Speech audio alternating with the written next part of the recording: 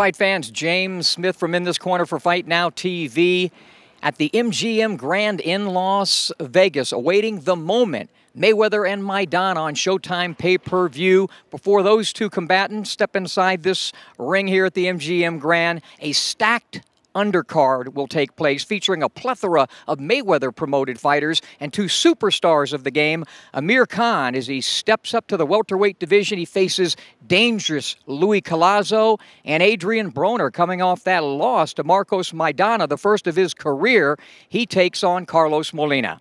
Let's talk about, before this fight, the back and forth Mayweather stuff. How did that affect you mentally, if at all? To be honest with you, it didn't really affect me because I was having a break as well.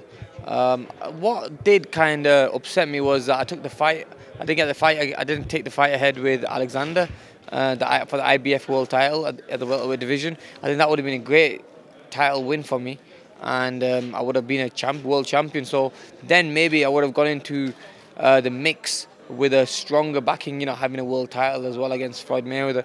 But to be honest with you, it didn't affect me. Maidana put a great performance on against Broner. So, I think it's a good job, that, Floyd just picked him. He thought Amir's last performance and Maidana's last performance.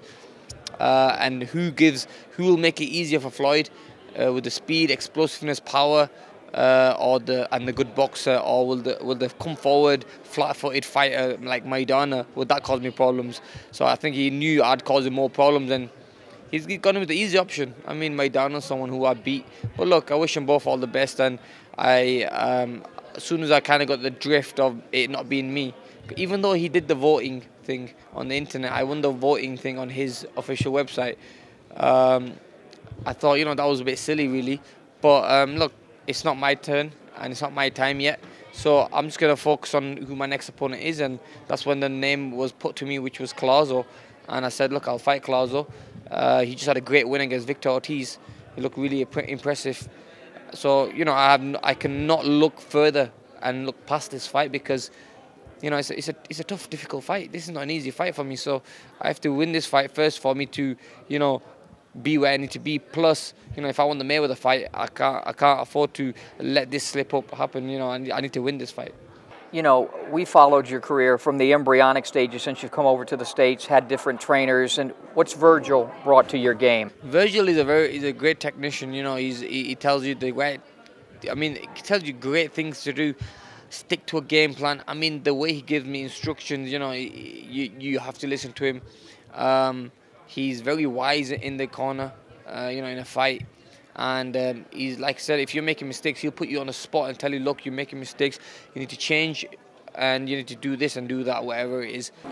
The main thing people really should understand is what you have is a phenomenal athlete who really got as far as he got on his athletic ability without the real knowledge and IQ of boxing, why he was doing something. He just did it.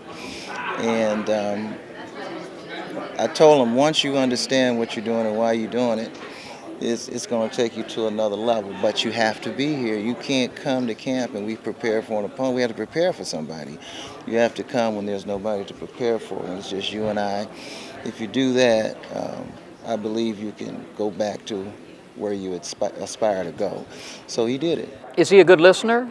He's probably one of the easiest kids I've ever coached. He's very coachable. He's never given me a problem. He does what he's told to do. He's a coach's dream, to be real about it. He's a coach's dream. We have a great gym. It's very quiet. It's very peaceful. It's when it's time to focus, he knows when to turn it on, and so that's what I like about him. He makes me work hard. He has the great sparring partners for me. He does the mitts with me, and he's brought a lot to the table. Plus, he improved on my defensive side of boxing, not jumping in with my chin up in the air, getting caught with silly shots. The last two fights, we didn't really have the chance to spend much time together because we only spent 8 weeks for the fight camp together for both of the fights against Molina and also Diaz. But this was the first time I've spent over 8 months with Virgil in the gym, working on a strategy, working on how to improve my style. So I definitely believe that you'll see a different Amir Khan going into this fight. I always tell him, I said, you know, and even though he's a little dude, I said, just sometimes if you get hit, think Lennox Lewis, grab and hold on. I mean, there's nothing wrong with doing that. Exactly. I'm in a total agreement with you. One of the strengths he does have when he does get hit, he has great recuperative powers, and I don't think anybody can dispute that. You know, you have your critics, and then you have people who really understand boxing and pay attention to it and watch. I've not seen him ever get hit and not get back up.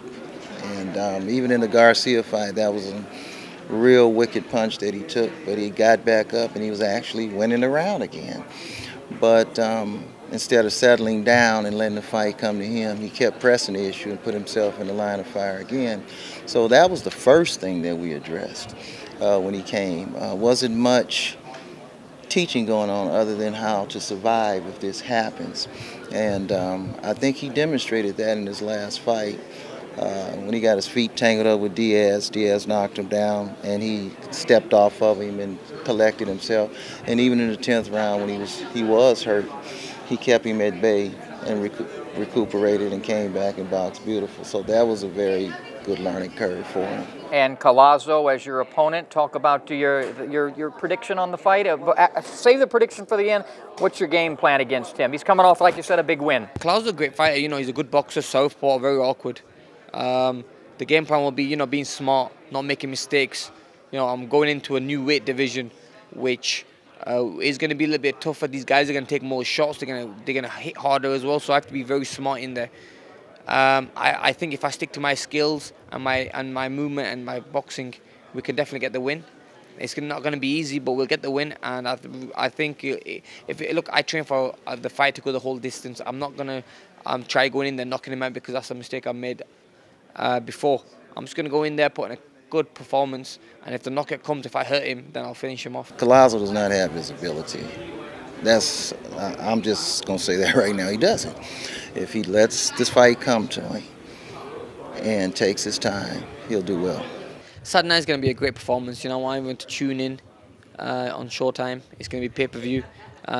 My fight is going to be the chief support there. It's going to be an exciting fight. You've got two fighters there who are hungry, who want to win. You know, and the win will take us to a different place. You know, take us to a great position to have a super fight in the future. So, yeah, I want everyone to tune in and see a great performance from Amir Khan. It's my first fight at the 147 division.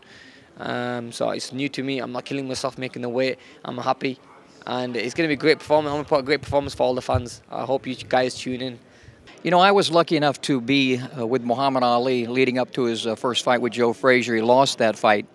And I remember even as a kid, he told me that loss made him a better fighter and a better man. What about Adrien Broner coming off your loss? Of course, man.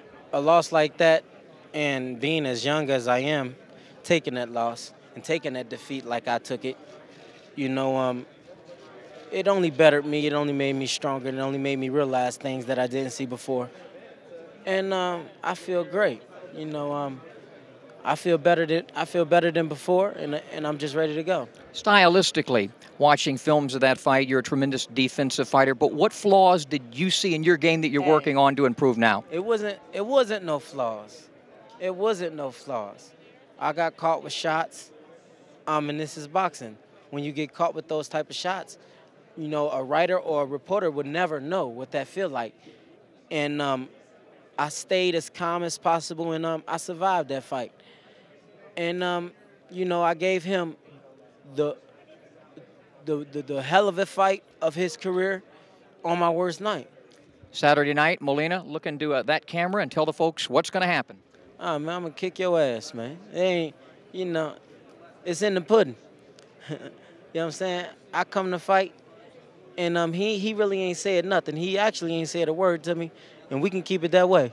It's called a silent ass whooping. Good luck. All right.